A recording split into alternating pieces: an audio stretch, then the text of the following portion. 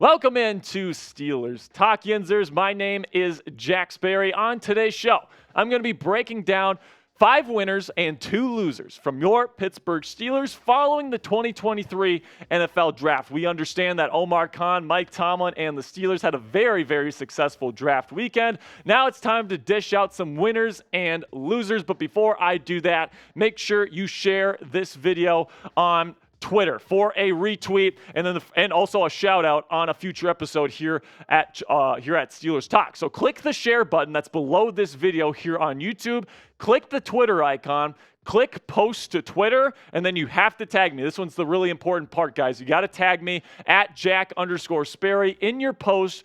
I will give you a retweet if you do so, and then the first 10 people to do that are going to get a shout out on a future video here on Steelers Talk. So if you share this video, I'd really, really appreciate it. And without further ado, let's get into our draft day winners. Number 1, quarterback Kenny Pickett. Now, this one's pretty obvious. When you add a left tackle and a blocking tight end who could also be a really, really good pass catcher for you, Kenny Pickett is going to be pretty darn happy with that. So after adding his future left tackle, Broderick Jones, in the draft, and then, like I said, Darnell Washington, I just think that the protection that he's going to have is fantastic next year. Of course, you got a nice group of wide receivers and running backs. I think the running game is going to be real nice. Everything is in place for Kenny Pickett to prove that he has what it takes to be the franchise quarterback of the Pittsburgh Steelers. He should have good protection. He's got good weapons in Deontay Johnson, Pat Freiermuth, George Pickens, Allen Robinson. And here's the thing with Kenny Pickett. He showed some really, really great things towards the end of last season. He got better. Apparently, he's added 15 pounds of muscle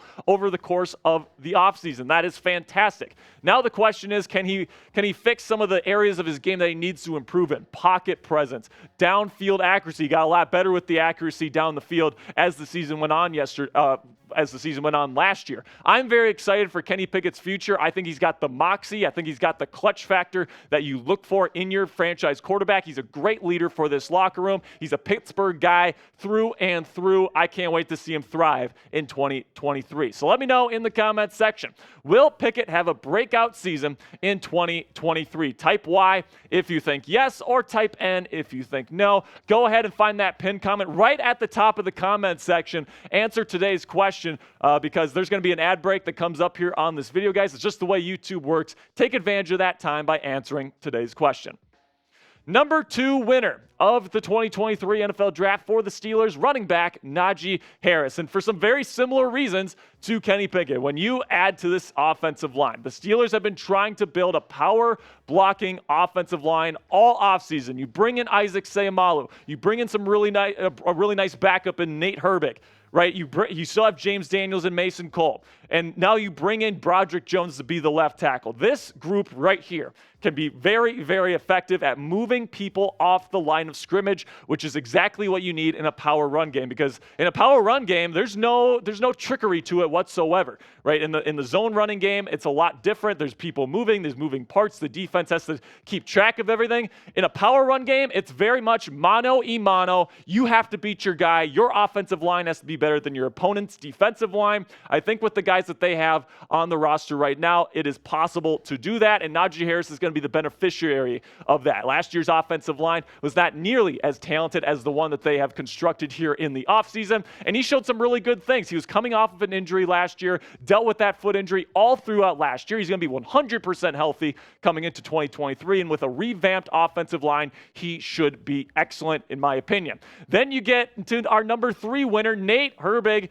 So even though he's probably going to be a backup for the Steelers in 2023, the Steelers drafted his brother in Nick Herbig out of Wisconsin, an edge rusher. You are bringing in Nate Herbig's brother. That is a huge win for Mr. Nate. Of course, the Herbigs have some great personalities. They're going to be great locker room guys. You're bringing in this family affair here that is absolutely fantastic. I love what Nick brings to the table. I think right away he's going to be a really good outside linebacker, rotational edge rusher piece behind TJ Watt and Alex Highsmith. And then eventually he's going to be able to move to the inside linebacker spot because he is a bit undersized. He's never going to be a 3-down starter at outside linebacker, but he could be at inside linebacker. So I'm very excited. And then Nate Herbig, man, bringing somebody with his personality in, someone that's that good as a power run blocker, as a backup offensive guard. I think that's going to be fantastic for the Pittsburgh Steelers, bringing in yet another family to Steelers Nation. So make sure that you subscribe to the channel if you never want to miss a thing on the Pittsburgh Steelers. We are cultivating and we are providing one of the most interactive communities for Steelers fans here on the platform. We now have over 25,000 Yinzers that are subscribed to the channel. Join them today. I promise you, you won't regret it. Click that subscribe button and turn on your notifications so you never miss any of our free videos here on YouTube. Winner number 4 here, offensive coordinator Matt Canada. And the reason why he's a winner, and I debated about making him a winner or a loser here. The pressure's on for Matt Canada. He has 0 excuses anymore. Okay, last year he had some excuses. Oh, the offensive line's not good. Oh, you had a rookie quarterback. That's all gone. Okay, Kenny Pickett needs to take that stride in year 2. We've given you a really good offensive line. We've given you Allen Robinson. This offense is ready to go, and especially with how great this defense is going to be next year, the Steelers, in my opinion, need to make the playoffs in 2023 if Matt Canada wants to retain his position. I don't care if the AFC North is really, really talented with the Bengals and Ravens with Lamar Jackson coming back, and then maybe Deshaun Watson's going to be back to his superstar form with Cleveland. I don't care about that. Okay, Matt Canada, it's playoffs or bust for you. You are gone if the Steelers don't make the playoffs in 2023. But at the end of the day, I do think it's a good thing for Matt Canada because you have the talent now. You have no excuses. If you asked an NFL coach, would you rather have lots of talent and lots of expectations or low talent and low expectations? They're going to take those high expectations and high talent every single day of the week. So at the end of the day, Matt Canada is a winner.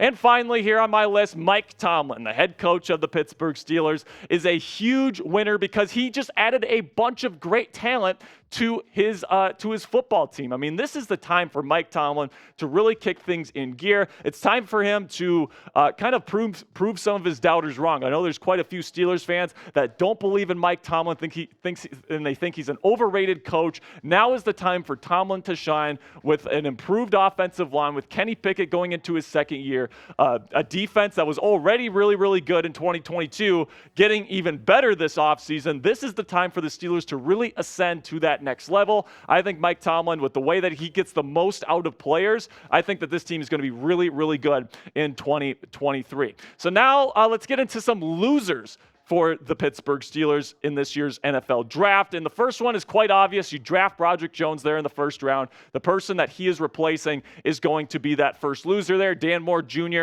There's some people in his corner saying that he should be the starting left tackle next year, Big Ben Roethlisberger included on that list. But, however, the Steelers really do prioritize building the trenches, and it's looking like Broderick Jones is going to have that opportunity to start at left tackle. Now, Dan Moore Jr. is going to have his chance to potentially beat him out for the job, but, man, you trade up to take a left tackle in the first round of the NFL draft. He's going to have every opportunity to start. As long as Broderick Jones has a good camp, I expect him to be the left tackle, and Dan Moore Jr. is going to end up being the backup left tackle / swing tackle here for the Steelers. And as far as swing tackles go, Dan Moore Jr., you could do a lot worse than him, man. He is pretty darn good. If something were to happen to Broderick or Chukwuma Okorafor, Dan Moore can step right in. He's played in this league. He is a veteran at this point, and I think that that's a very, very good piece for the Steelers to have moving forward. And then the number 2 loser is the rest of the AFC North, because the Steelers just got a ton better, man. They added so many great talents in this year's NFL draft. It is absolutely crazy. You add a left tackle. I mean, you add a cornerback, a number 1 corner in Joey Porter Jr. You add somebody like a Keeanu Benton that could replace Cam Heyward in that devastating 3-technique role in Mike Tomlin's defense. You got Darnell Washington, one of the best blocking tight ends in the NFL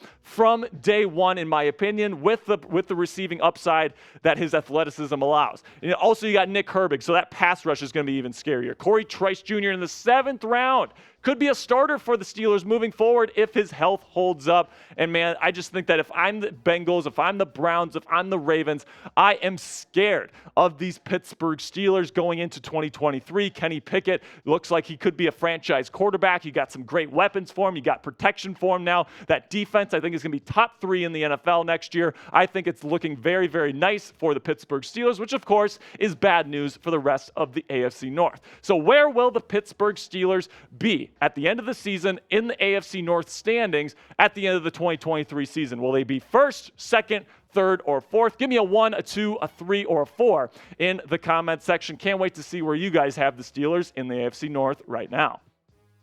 So let me ask you guys a question. Are you a real one? If you are, well, if you made it to the end of the video, you are a real one, man. I really do appreciate you stopping by. But before I get going here, make sure that you help out the channel here. Click that subscribe button if you haven't already. Like this video so you tell the algorithm here to push this out to other Steelers fans. Get in the comments section as well. And then follow me on Twitter at Jack_Sperry for more Steelers news and rumors content, channel announcements, all that good stuff, man. I really appreciate you. That's going to be it for today's video. I really appreciate you, Steeler Nation. And then, as always here, oh no, right before I go here, if you are a real one, make sure you type real one in all caps here in the comments section to let me know who you are. I'm going to give you a shout out there. I'm going to give you a response in the comments if you give me a real one. Really appreciate everyone that does this and makes it to the end of the video, man. All right, that's going to be, I promise, this is it for today's video. I will see you guys later. Peace.